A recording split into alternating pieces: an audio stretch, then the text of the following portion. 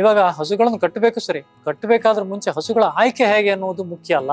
ಯಾವ ರೀತಿ ಹಸುಗಳನ್ನು ತರಬೇಕು ಅನ್ನೋದ್ರ ಬಗ್ಗೆ ಮಾಹಿತಿ ಒಂದು ಚಿಕ್ಕದಾಗಿ ಕೊಡ್ತಾ ಇದ್ದಾನೆ. ಇದನ್ನ ನಾನು ಪಡ್ಕೊಂಡಿದ್ದೇನೆ. ನಾನು ಮಾಡಿ 8 ವರ್ಷ ಆಯ್ತು. ಈ 8 ವರ್ಷದಲ್ಲಿ ನಾನು ತೃಪ್ತಿ ಪಡೆದಿದ್ದೇನೆ.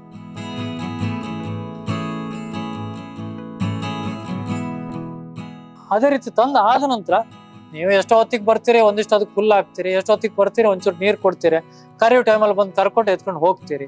ಈ ರೀತಿ ಮಾಡಿದ್ರೆ ಆಗುದಿಲ್ಲ. ನಿಮ್ಮ ಒಂದು ಪ್ರೀತಿಯಿಂದ ಅವು ಆರೈಕೆ ಮಾಡಿದಾಗ ಆವಾಗ ನೀವು ನಿರೀಕ್ಷೆ ಮಾಡ್ತೀರಿ ಅವು ನಿಮಗೆ ಸಿಗ್ತದೆ. ನಿಮಗೂ ಅವಕ್ಕೂ ಬಾಂಧವ್ಯ ಅನ್ನೋದು ತೀರಾ ಹತ್ತಿರವಾಗಿರ್ಬೇಕು. ಇದು ಕಮರ್ಷಿಯಲ್ ಅಲ್ಲ. ಹಸುಗಳನ್ನ ನಾವು ಏನೋ ಒಂದು ಫ್ಯಾಕ್ಟ್ರಿಯಲ್ಲಿ ಮಾಡಿ 1-2 ಮಿಷನ್ಗಳನ್ನು ಹಾಕೊಂಡು ರನ್ ಮಾಡಿ ಅದರಲ್ಲಿ ಪ್ರಾಫಿಟ್ ತೆಗಿತೇನೆ ಅಂತಂದ್ರೆ ಹಸುಗಳು ಮಿಷನರಿ ಅಲ್ಲ. ಇದನ್ನ ಬಿಟ್ಟು ಬೇರೆ ಕಡೆ ಹೋಗ್ರಪ್ಪ, ಲಕ್ಷಾಂತರ ಸಂಬಳ ಕೊಡ್ತೇನೆ ಬನ್ನಿ ಅಂತ ಕರೆದ್ರೆ ನಾನು ಹೋಗಲ್ಲ. ಯಾಕೆ ಹೇಳಿ? ಲಕ್ಷಾಂತರದಲ್ಲಿ ಈ ಪ್ರೀತಿ ಸಿಗಲ್ಲ, ಈ ಮಾನಸಿಕ ನೆಮ್ಮದಿ ಸಿಗಲ್ಲ.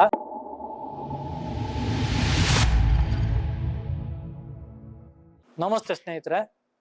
ಇವಾಗ ಹಸುಗಳನ್ನು ಕಟ್ಟಬೇಕು ಸರಿ, ಕಟ್ಟಬೇಕಾದ್ರ ಮುಂಚೆ ಹಸುಗಳ ಆಯ್ಕೆ ಹೇಗೆ ಅನ್ನೋದು ಮುಖ್ಯ ಅಲ್ಲ.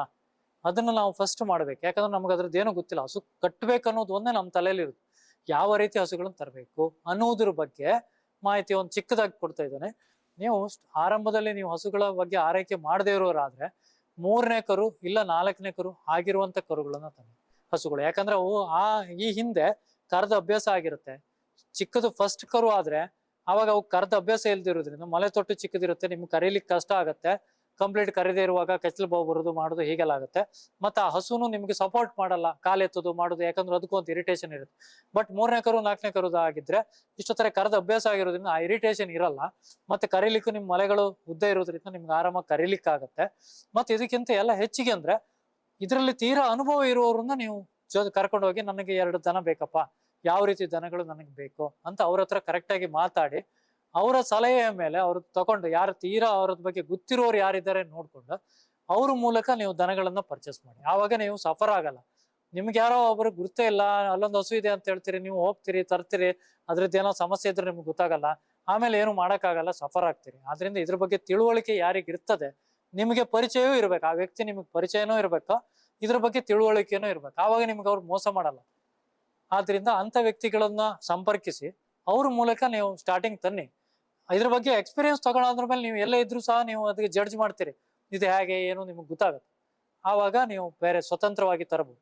ಇದನ್ನೊಂದು ನೀವು ಕರೆಕ್ಟಾಗಿ ಫೈಂಡ್ ಔಟ್ ಮಾಡ್ಕೊಂಡು ಹಸುಗಳನ್ನು ತರುವಂತ ಆಯ್ಕೆ ನಿಮ್ದು ಇಂಪಾರ್ಟೆಂಟ್. ಅದನ್ನೊಂದು ತಂದ್ರೆ ಆಮೇಲೆ ನೀವು ಎಲ್ಲ ಕೆಲಸಗಳನ್ನು ನೀವು ಸೂಕ್ತವಾಗಿ ಮಾಡ್ಕೊಂಡು ಹೋದ್ರೆ ಎಲ್ಲವೂ ನೀಟಾಗಿ ನಡೀತದೆ.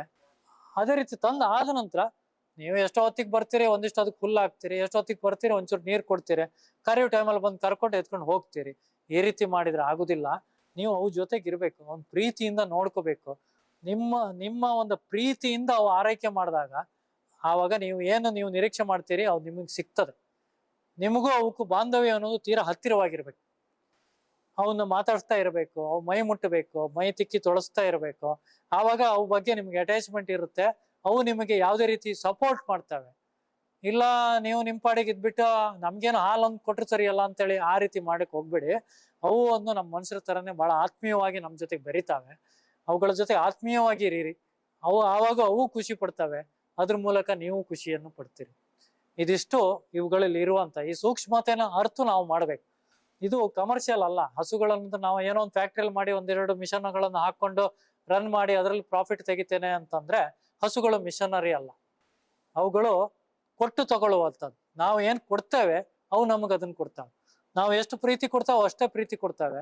ಅವಕ್ಕೆ ಎಷ್ಟು ರೀತಿಯಲ್ಲಿ ನಾವು ಗುಣಮಟ್ಟದ ಆಹಾರವನ್ನು ಕೊಡ್ತೇವೆ ಅದೇ ರೀತಿಯಲ್ಲಿ ನಮ್ಮ ಅಮೃತ ಸಮಾನವಾದಂತ ಹಾಲನ್ನ ಕೊಡ್ತೇವೆ. ನಾವ್ ಯಾವ್ದೋ ಕಣಪೆ ಗುಣಮಟ್ಟದ ನಮ್ ಕೈಲಿ ಜಾಸ್ತಿ ಕೊಟ್ಟು ಪೂರೈಸುವುದಿಲ್ಲ, ಅಷ್ಟದೆಲ್ಲ ಹಾಕಲ್ಲ, ಇದು ಸಾಕು ಅಂತ ಹಾಕಿದ್ರೆ ಅವ್ ಕೈಲಿ ಎಷ್ಟಾಗತ್ತೆ ಇಷ್ಟೇ ಕೊಡ್ತಾನೆ. ನಮ್ಮ ಯಜಮಾನಿಗೆ ಇಷ್ಟೇ ಸಾಕು ಅಂತ ಇಷ್ಟೇ ಕೊಡ್ತಾವೆ.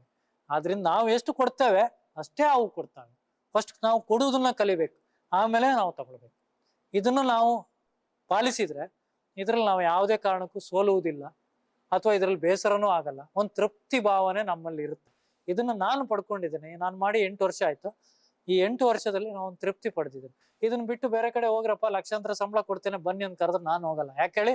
ಲಕ್ಷಾಂತರದಲ್ಲಿ ಈ ಪ್ರೀತಿ ಸಿಗಲ್ಲ, ಈ ಮಾನಸಿಕ ನೆಮ್ಮದಿ ಸಿಗಲ್ಲ. ಇದು ಒಂದು ಏನೋ ಒಂದು ನೆಮ್ಮದಿ, ಒಂದು ಸಂತೃಪ್ತಿ ಇದೆಯಲ್ಲ, ಈ ತೃಪ್ತಿ ಕೃಷಿ ಹೈನುಗಾರಿಕೆಯಿಂದ ಬಿಟ್ರೆ ಬೇರೆ ಯಾವ್ದ್ರಲ್ಲೂ ಎಷ್ಟೇ ಲಕ್ಷ ಬಂದ್ರು ಸಹ ಆ ತೃಪ್ತಿ ಸಂತೃಪ್ತಿ ಬರೋದು ಕೃಷಿ ಹೈನುಗಾರಿಕೆಯಲ್ಲೇ. ಆದ್ರೆ ಹವಾಮಾನ ವೈಪರೀತ್ಯದಿಂದ ಏರುಪೇರು ಆಗತ್ತೆ, ಮಾನಸಿಕ ಖಿನ್ನತೆ ಒಂದು ಕ್ಷಣ ಬರುತ್ತೆ, ಮರುಕ್ಷಣದಲ್ಲಿ ನಾವು ಎದ್ಕೊಂಡ್ಬಿಡ್ತೀವಿ ಮೇಲೆ. ಎಲ್ಲವನ್ನು ಸೆಳೆತು ಮತ್ಪುನಃ ಮುನ್ನುಗ್ಗುವ ದಾರಿ ಯಾವ್ದಂದ್ರೆ ಹೊರಟ್ಕೊಂಡು ನಾವು ಹೋಗ್ತಾ ಇರ್ತೀವಿ.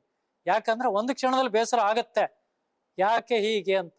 ಇನ್ನೊಂದು ಕ್ಷಣದಲ್ಲಿ ಅದಕ್ಕೆ ಸೊಲ್ಯೂಷನ್ ನೋಡ್ತೀವಿ, ಮುನ್ನುಗ್ಕೊಂಡು ಹೋಗ್ತೇನೆ. ಇದು ಪ್ರತಿಯೊಬ್ಬರು ಚಾಲೆಂಜಿಂಗ್ ಆಗಿ ತಗೊಳ್ಳುವಂಥದ್ದು. ಪ್ರತಿಯೊಬ್ಬ ಕೃಷಿಕನ ನೀವು ಮಾತಾಡ್ಸಿದ್ರೆ ಇದೇ ಉತ್ತರ ಅವ್ರು ಕೊಡ್ತಾರೆ ಅಷ್ಟೇ. ಬಿಟ್ರೆ ಇದ್ಯಾವುದು ಬೇಡ ಅಂತ ಅದನ್ನ ಬಿಟ್ಟು ಹೊರಗಡೆ ಬರ್ಲಿಕ್ಕೆ ಯಾರೊಬ್ರು ಒಪ್ಪುದಿಲ್ಲ. ನಿಜವಾಗಿ ಕೃಷಿಯಲ್ಲಿ ಆಸಕ್ತಿ ಇರುವವರು ಬಿಟ್ಟು ಬರಲ್ಲ.